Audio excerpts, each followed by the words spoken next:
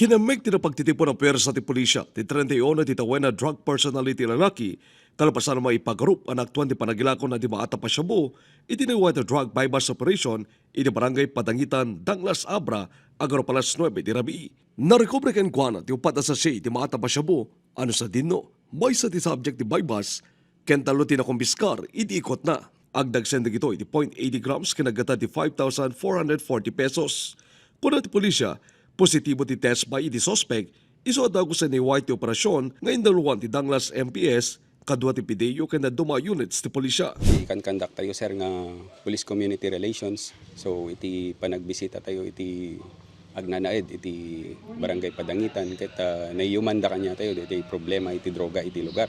So in consideration mat digitang report sir ket nagkandak tayo met ti sarili tayong intelligence operations, monitorings and others sir. Ket na-identify tayo nga talaga na adda ti connection na ti drugs. So in wire tayo ti operation sir. Sa dinat area of operation na dito, within Danglas lang. Yes sir, within Danglas lang ti area na sir. Newly identified drug personality ti suspect can na-categorize ka street-level individual kas drug poser. Nagkikirmeten ni suspect ang ipay interaction na.